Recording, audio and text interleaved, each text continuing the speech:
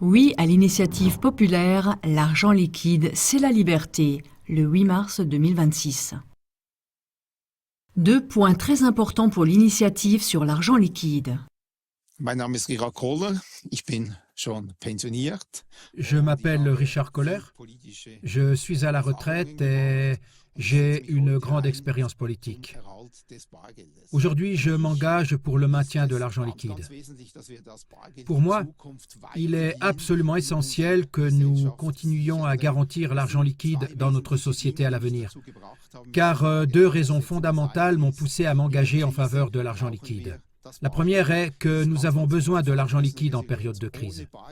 Il est extrêmement important pour la résilience face aux crises. En Suisse, sans argent liquide, nous ne survivrons pas 6 à 8 semaines sans Internet ni électricité. L'économie s'effondrera, les petites et moyennes entreprises seront les premières touchées et nous serons confrontés à des problèmes alimentaires et à la famine.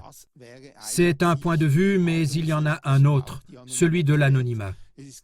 Il est très important que nous puissions à l'avenir acheter des produits sans être surveillés par l'État, sans être pénalisés pour des produits que nous avons peut-être achetés dans le passé et qui seront remis en question à l'avenir. De telles choses ne doivent pas se produire dans notre société. Et ce sont là pour moi les deux raisons principales pour lesquelles j'ai lancé cette initiative sur l'argent liquide. Nous aurons donc le 8 mars un vote fédéral sur la question de l'argent liquide. L'argent liquide sera-t-il protégé par la politique ou sera-t-il négligé par la politique? Restera-t-il sans protection et finira-t-il par être supplanté et disparaître à l'avenir, comme en Norvège ou en Suède? La Confédération doit veiller à ce que l'on puisse payer partout en espèces. L'initiative populaire vise à ce que les responsables politiques, c'est-à-dire la Confédération, veillent à ce qu'il y ait toujours suffisamment de billets et de pièces en circulation en Suisse afin qu'ils ne disparaissent pas, comme cela a été le cas en Suède et en Norvège, mais que la population puisse toujours payer en espèces, utiliser les transports publics avec des billets, des pièces, et que l'argent liquide ne soit pas évincé en Suisse. Tel était l'objectif de la formulation de l'initiative populaire. La Confédération veille à ce qu'il y ait toujours suffisamment de billets en circulation. Sans argent liquide, pas d'anonymat et pas de résistance en cas de crise. L'argent liquide est donc quelque chose d'essentiel. Il permet aux gens d'être libres, de payer anonymement, de ne pas être traçables. Mais il est également très important en cas de crise, au nom de la résilience face aux crises. Comme le dit la Banque nationale suisse, une crise est un moment où la technologie n'est peut-être pas disponible. Nous n'avons pas d'électricité, nous n'avons pas Internet. Et dans de telles situations, la population et l'économie doivent avoir la possibilité de continuer à exister, ce qui n'est possible qu'avec de l'argent liquide. Des conséquences désastreuses si l'argent liquide disparaît. Si la Suisse venait à se retrouver dans la même situation que la Suède ou la Norvège, où l'argent liquide a disparu, nous pourrions observer dans ces pays les conséquences d'une telle situation. En Suède et en Norvège, un agresseur pourrait aujourd'hui paralyser l'infrastructure électrique ou Internet, ce qui plongerait le pays dans le chaos en l'espace de 4 à 6 semaines. Les deux pays en ont pris conscience et tentent donc de rétablir l'argent liquide.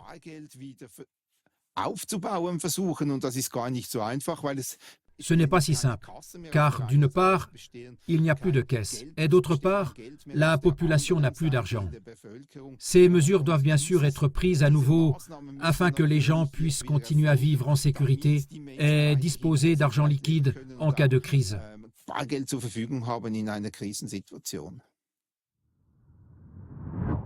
Sans argent liquide, pas de possession.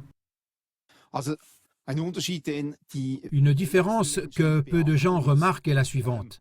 L'argent liquide est une propriété et c'est aussi ma possession. Si j'ai de l'argent liquide en main, c'est ma possession. Si je ne peux accéder à l'argent liquide que via mon téléphone portable, ce n'est qu'un accès à ma propriété. Ce n'est pas une possession. Cela peut être interrompu à tout moment par une coupure de courant ou une panne d'Internet. Je ne suis alors plus libre et je ne peux plus rien acheter. Je ne peux plus me déplacer. Je n'ai plus accès à mon argent. C'est pourquoi il est important d'avoir toujours un peu d'argent liquide dans notre poche ou à la maison, afin de pouvoir continuer à acheter notre nourriture et nos produits si une telle situation se produit. Ici, cela n'est pas garanti. Donc, s'il n'y a plus d'argent liquide, nous sommes tout simplement confrontés à ce problème. La disparition de l'argent liquide est orchestrée de manière malveillante. Eh bien, c'est un peu une illusion que les gens ont de penser que l'argent liquide disparaît en fait à mesure que la situation ou la vie évolue. L'argent liquide ne disparaît pas en raison de l'évolution. C'est une volonté politique que de supprimer l'argent liquide. Depuis la création de la Better San Cash Alliance en 2014, il existe une organisation proche de l'ONU qui a pour objectif de supprimer l'argent liquide à l'échelle mondiale et d'imposer partout les moyens de paiement numériques. L'argent liquide ne disparaîtra pas simplement parce que la politique l'interdit. L'argent liquide disparaît parce qu'on nous y habitue, parce qu'on nous donne les moyens, ou plutôt, il faut dire qu'on nous enlève les moyens d'utiliser l'argent liquide partout. C'est ainsi que cela se passe, et il ne disparaîtra pas tout simplement. Das ist der Weg und es verschwindet nicht einfach so. Derrière la suppression de l'argent liquide se cachent des objectifs mondiaux.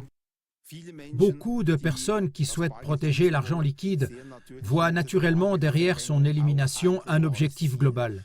Il n'est possible de contrôler les gens que sans argent liquide. Tant que nous avons de l'argent liquide, nous sommes anonymes et jouissons d'une certaine autonomie. Nous pouvons nous déplacer comme nous le souhaitons. S'il n'y avait plus d'argent liquide, les populations seraient bien sûr faciles à contrôler. Il y a un deuxième point à prendre en compte dans le cadre de la suppression de l'argent liquide. L'argent liquide aide bien sûr aussi les grandes banques et les sociétés d'investissement telles que BlackRock à compenser les taux d'intérêt négatifs ou les situations défavorables et à exiger des taxes qui ne peuvent pas être exigées aussi facilement à l'heure actuelle. En effet, si l'argent liquide disparaît, les taux d'intérêt négatifs peuvent être facilement changés, ce qui entraînerait une expropriation de fait. Car si nous ne pouvons plus retirer notre argent de la banque, ces taux d'intérêt négatifs peuvent simplement être étendus davantage dans le négatif. Cela signifierait qu'il pourrait y avoir des taux d'intérêt négatifs de 10% dans 10 ou 15 ans et que si nous avions de l'argent, il nous manquerait 10% chaque année. Il y a encore un autre aspect à prendre en compte dans tout ce mécanisme. Si nous n'avons plus d'argent liquide, il est bien sûr possible de contrôler la société en disant que si vous n'avez pas dépensé votre argent dans les 3 mois, il perdra tout simplement sa valeur. Cela permettrait de contrôler les populations, de les inciter à dépenser leur argent et à retravailler ensuite pour en gagner à nouveau. Et ce serait bien sûr une possibilité que les grandes entreprises, notamment les multinationales complexes, verraient d'un bon œil si leurs ventes pouvaient être contrôlées de cette manière. La contre-proposition est inutile et doit donc être rejetée. La contre-proposition stipule que la Banque nationale doit mettre suffisamment d'argent à disposition. Mais la Banque nationale n'a aucun moyen de vérifier que cet argent peut effectivement être utilisé sur le marché. La Banque nationale ne fait que mettre à disposition la quantité d'argent demandée par les banques. Elle n'a pas la possibilité d'exiger la mise en place de distributeurs automatiques pour que l'argent liquide puisse être encore retiré. Les distributeurs automatiques conduiraient à nouveau à payer en espèces dans les transports publics, sur les marchés de Noël et partout ailleurs. La Banque nationale ne peut pas en décider ainsi. La contre-proposition n'a donc rien à voir avec l'initiative populaire. La contre-proposition est inefficace. C'est pourquoi nous n'avons pas accepté la contre-proposition et continuons d'insister pour que l'initiative populaire soit acceptée, car celle-ci engage les responsables politiques qui ont les moyens d'agir. Ils peuvent décider que les transports publics continueront d'accepter les paiements en espèces. Ils peuvent décider qu'un certain nombre de distributeurs automatiques de billets doivent être disponibles en Suisse. Ils peuvent décider que nous continuerons de pouvoir payer en espèces partout sur les marchés de Noël. C'est là la grande différence entre l'initiative populaire et la contre-proposition. Nous engageons les responsables politiques tandis que la contre-proposition engage la Banque nationale suisse à faire ce qu'elle fait déjà aujourd'hui et supprime simplement la base légale au niveau constitutionnel. Mais rien ne change.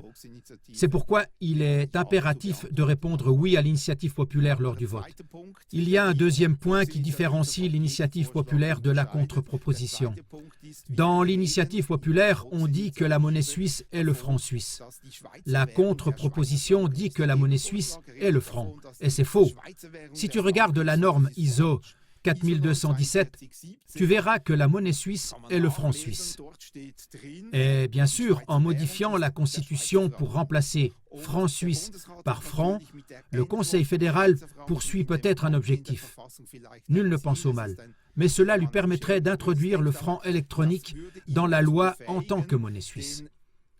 Et cela aurait pour conséquence que le peuple et les cantons ne pourraient plus en décider, car dans le cadre d'un référendum facultatif, seul le peuple peut décider de l'accepter ou de le rejeter.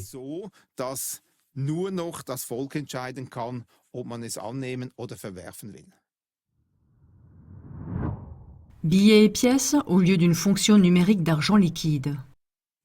Dans l'initiative populaire, nous parlons de billets et de pièces. Pourquoi pas d'argent liquide? L'argent liquide n'est pas un terme définitif que l'on peut définir clairement, car l'argent liquide est aussi quelque chose qui pourrait être purement numérique. Et ce, pour la raison suivante. Vous voyez, les juristes de l'UE et de ces comités chargés de la suppression de l'argent liquide ont découvert que si j'ai un montant sur mon téléphone portable, même si j'y ai accès, je vois ici un montant et que je le transfère à un autre téléphone portable avec Twint, il s'agit alors d'un paiement en espèces.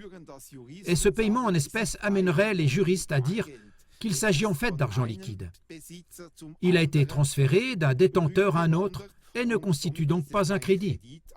On pourrait donc dire à l'avenir que l'argent numérique sur le téléphone portable est de l'argent liquide. On ne peut pas dire cela. C'est très simple. Ici, c'est clair. J'ai des billets et j'ai aussi des pièces. Et cela est clairement défini dans la Constitution, qui a besoin d'informations claires et de termes clairs.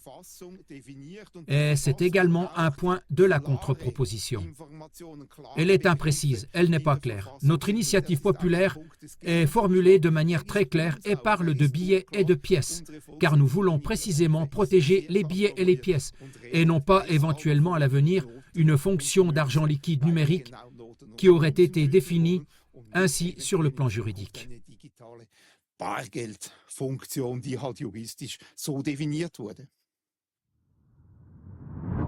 Parrainer un journal de vote contenant des informations importantes pour chaque foyer. Un point important de l'initiative populaire qui sera soumise au vote le 8 mars est que nous pouvons voter d'une part pour une initiative populaire avec des billets et des pièces et d'autre part pour une contre-proposition. L'initiative avec des billets et des pièces est très claire, tandis que la contre-proposition est un peu ambiguë, floue ou pas tout à fait claire. Afin que les gens comprennent bien cela, nous avons rédigé un journal dans lequel les différences sont clairement décrites.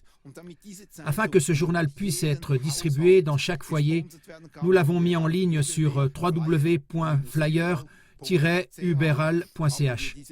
Il peut y être commandé pour être distribué dans les boîtes aux lettres des différentes communes.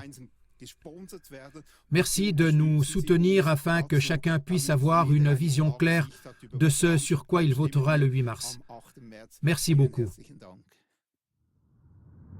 Les personnes vivant au seuil de la pauvreté sont les premières à souffrir lorsque l'argent liquide disparaît.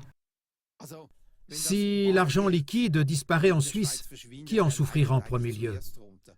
Ce sont bien sûr les plus pauvres qui en pâtiront en premier.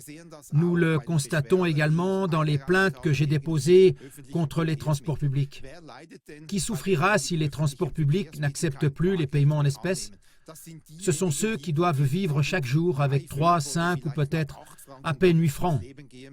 Ils montent dans un bus, ne peuvent pas payer, il n'y a plus de distributeur automatique de tickets. Et ce sont ces personnes que nous excluons de notre vie. Ce n'est tout simplement pas juste. Ce n'est pas équitable. Ces personnes ont elles aussi le droit d'utiliser les transports publics.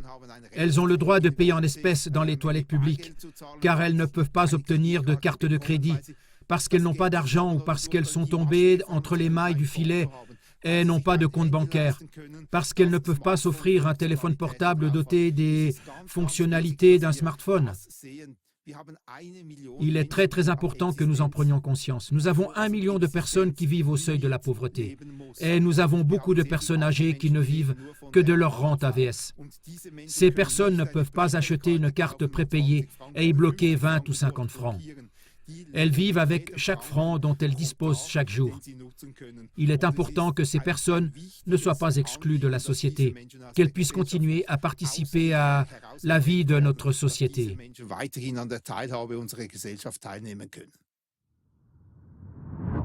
Conserver son argent liquide, c'est payer en espèces. C'est pourquoi il est très très important que nous continuions à utiliser notre argent liquide. Mais cela nécessite également un certain engagement de la part de la population, car nous devrions à nouveau payer davantage en espèces, notamment pour les petits montants, afin que les caisses ne disparaissent pas dans les centres commerciaux, les stations-service et partout ailleurs.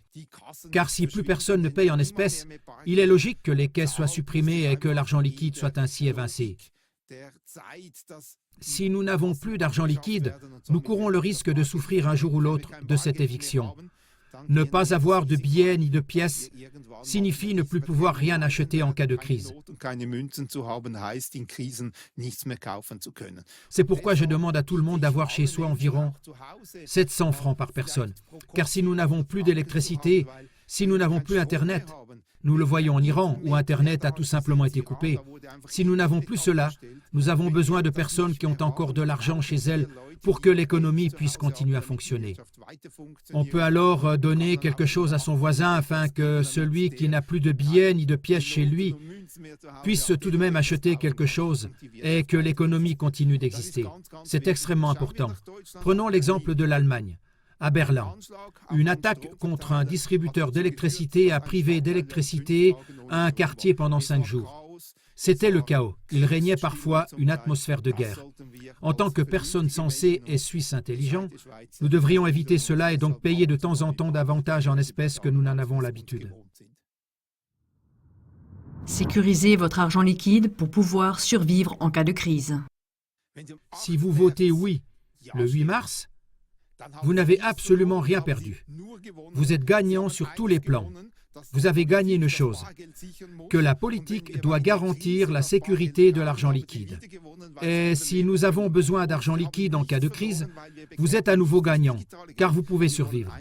Et vous n'avez rien perdu, car nous ne luttons pas contre la monnaie numérique. Nous voulons simplement que vous continuiez à avoir la liberté de décider si vous payez par voie numérique ou en espèces. Pour cela, nous devons voter oui à l'initiative populaire. L'argent liquide, c'est la liberté, le 8 mars. Et si vous votez oui au 2, n'oubliez pas de cocher la case en bas, là où il est écrit « Si vous votez oui au 2, quelle initiative populaire préférez-vous » Votez pour l'original, votez pour l'argent liquide, c'est la liberté. Cochez cette case. Merci beaucoup, nous ne perdons pas, nous ne faisons que gagner.